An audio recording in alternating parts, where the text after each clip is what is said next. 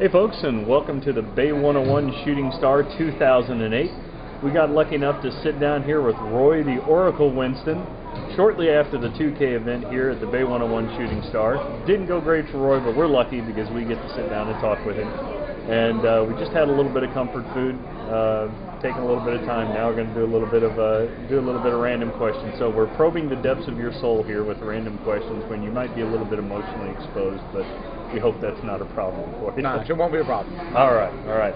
So you know how the random questions work. You may have seen them out there before, but basically it's quick questions right off the top of your head over a random source of subject, just to get to know you a little bit better and get a little more of you out there in the world of the internet. Sounds good, Matt. All right. First one, sheep, friend or foe? Well, sheep are always friends, I think. All right. Some people more than others. There you go. What is the strangest place you ever woke up, and how did you get there? Strangest place I've ever woke up. Probably this will sound silly, but probably the Commerce Casino in California. Whenever you wake up in the Commerce, it's always disorienting. Because it's usually almost sundown by the time I'm waking up there. They have these incredible blackout curtains there, so you never know if it's night or day. And you wake up in those beds, and you know it's just a funny place. So I think it's a very disorienting place. All right. If you could spend your life working with one charity without consequence, in other words, you didn't have to take care of your family obligations, or no one would know you did it or anything else. You could work with one charity for the rest of your life. What would it be? Well, I think I would do the one for the wounded and fallen soldiers, and I think that, to me, hopefully it won't be necessary to have it, because you hope that we wouldn't.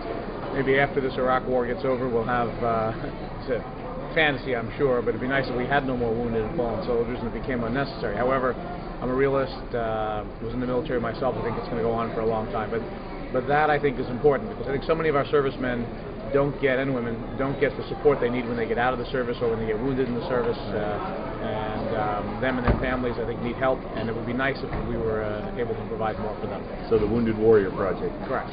All right. If you had a NASCAR sponsor, who would it be? Well, I don't know the full list, but I like Coca-Cola. I drink Coca-Cola. I like Coca-Cola. I lived in Atlanta for a while, the home of Coca-Cola, so I always would love to be sponsored by Coke. Works for me. Who's the most influential person in your life? Probably my father for my whole life.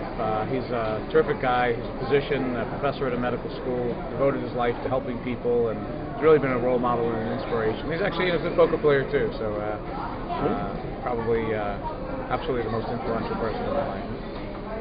What's the most influential book or movie that's ever hit you? Well, as far as enjoyed movie-wise, I probably have to say Caddyshack.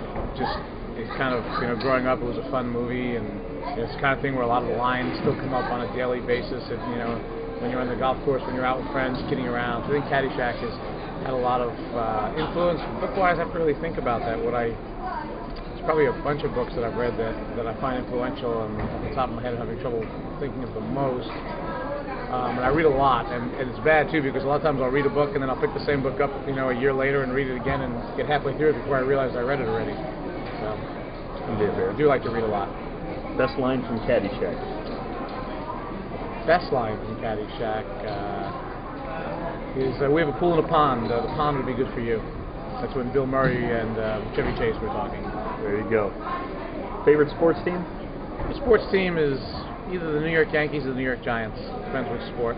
All right. If you had to eat one food type for the rest of your life, what would it be? One food type would be seafood. Seafood. I could live on seafood. All right. When you were 8, what was your favorite thing to do? I don't know if I can remember that far back. When I was 8. Well, probably was out playing ball with my friends. We used to play a lot of football in the streets in New York, and there was a park not too far away. But football and baseball were the two sports, and I guess that's why Yankees and Giants. But probably out playing ball with my friends at age 8. All right. Pocket aces pre-flop or 15 outs on the flop? Texas Hold'em. I'll take pocket aces pre-flop every time. All right. That's an easy choice. Okay. Strangest place you've ever played poker for money? In an airplane while flying the airplane. while flying the airplane. And a good friend of mine's airplane, we were both in the front playing Texas Hold'em while flying the airplane. We had the autopilot on though. Now, just to give people a glimpse of what many people consider the brilliance of the Oracle, not only are you a doctor, you're also a pilot and a multi-million-dollar tournament winner. Yes, and I think that the things I've done, probably I'm proudest of being a physician and the education, the training it took to get there, and the things I've done along the way with it. And secondly, the flying and that part of my life is also something I think that I'm extremely proud of and feel accomplished about. And the poker, has been the latest venture, and it's really been fun, and it's just having a great time with it. Very, very enjoyable. Does it help with the ladies? Certainly doesn't hurt. Certainly Right. doesn't hurt. Now, this is a question may seem a little bit shocking, but is the sex better after a big win at poker? It certainly isn't any worse, and probably I'd have to say yes. On any up moment, I think any uplifting moment in life, it provides for more excitement and makes it a little more thrilling. I got to win a few more tournaments, and then I can get back to you on that one. All right. Do you think the world will be a better or a worse place to live in 100 years? I'm an optimist, and I like to hope that things settle down and get better, but being a realist, I'm afraid that it will be worse. I think that right now there's a lot of bad stuff going on in the world, both environmentally, militarily, terrorists, this, that. I don't know. I think from a realistic standpoint, I'm very, very concerned, but again, I'm hopeful that it'll be better. All right. Dog or cat person? No, absolutely dog. Absolutely dog person. Would $50,000 be enough for you to take a perfectly healthy, loyal dog to the vet to be euthanized? My dog? No, no price. No price whatsoever. No price. Matter of fact, I'll tell you a funny story. I once I don't know what that was, but I once was playing golf in the Palm Springs area, and I had my dog with me, and he used to sit in the car. He's a German Shepherd, and Joe Pesci was there. We were on a plane together, and he asked me why the dog was there. I said it was a good golf dog, and he says, "Well, I want to buy the dog from you." I said, "It's not for sale," and he kept offering me money for the dog. I wouldn't sell it. So. There you go. That's a great story. Have you ever walked out of a movie? Yes, I have, and as I answer that question, I got to think of what movies I walked out of, but it's been a long time. It was a long time ago. Can't remember the name of the movie though. So bad I forgot the name. Is Joe Pesci in it? No, I like Joe Pesci. What would be worse for you? Your body left to rot, no one to discover it.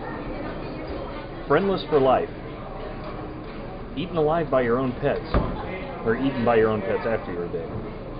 Or betrayed by your significant other. Well, I think it's friendless for life is bad. Once you're dead, whether you're eaten by your dogs or pets or left to rot, I mean, once you're dead, you're dead. So probably that one, not too mentally disturbing. I mean, image-wise, it's never good, but I think friendless for life would be best. All right. What is the strangest question you've ever been asked? Maybe that last question for me. To set it up. Beach or mountains? More of a mountain person. I like the beach too, but really I love the mountains. I love to ski, I love to hike. When I'm in the mountains, especially in good weather, I love it. All right. Scarier, snakes, sharks, bees, or spiders? Snakes, probably. The rest don't bother me at all. When was the last time you yelled at somebody? Last time I yelled at somebody? It's been a while. God, I can't remember the last time I yelled at somebody. Can't remember. Wasn't a girlfriend. Certainly wasn't my ex-wife. Probably one of my brothers. And it was a while ago. All right. If you could have one of the following for a year for free, which would you choose? The new 2040 game over on 34. The perfect cook. Hold on a second. Pick one of these guys to play heads up for $1 million. I'd like that. Billy Bob Thornton. See, guys, you roll big in San Jose. There you go. Okay, what was the question? If you could have one of the following for 1 year for free, which would you choose? The perfect cook, chauffeur, masseuse, housekeeper, or personal secretary? I think I need all of them. That's a tough question. Got to pick one. Well, I think I'd probably take the masseuse as long as I could, use her often. I think that would be great. All right. Now this next one's a little bit deeper. If you're guaranteed honest responses to 3 different questions, who would you ask them to, and what would they be?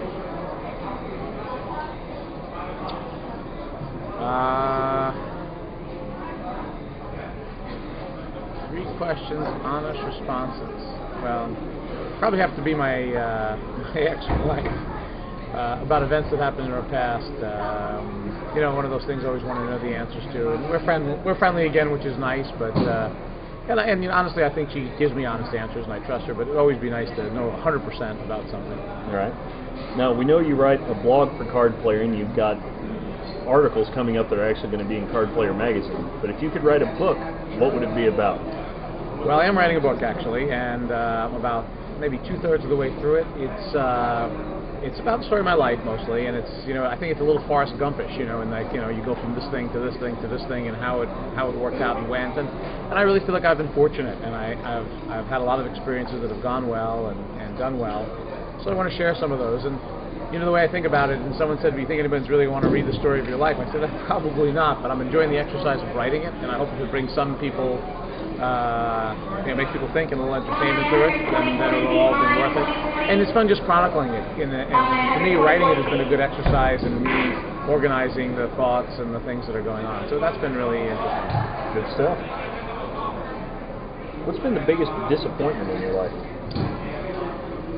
The biggest disappointment in my life, I think, was really, I mean, this will sound maybe a little weird, but losing my grandparents and not being able to spend more time with them. And I think the single most important thing is your close family in life, and I think the loss of relatives that, you know, are gone, and you just have the memories left. I think that's the biggest disappointment, not being able to see and spend time with those people that have been significant in my life in the past. Now, what's worse, victory dances over suckouts or necrophilia? Victory dances over suckouts.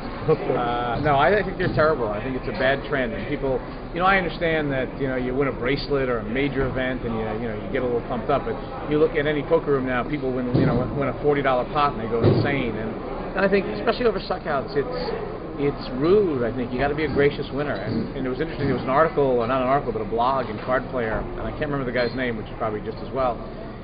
And he did a thing about how you should, it's the same whether you win when you got your money in ahead or you got your money in behind, and I strongly disagree with that. I think that when you get your money in behind and you win, you should take that as a lesson learned a little bit. And look, I want to win, and I went out today, I had queens and aces. I wish I hit a queen and was still playing, but it's not the same feeling as if I had the aces and had them cracked. You know, you feel at least like you got your money in good. Here I got my money in bad. You know, I played bad. I couldn't get enough of a read on the guy to lay that down.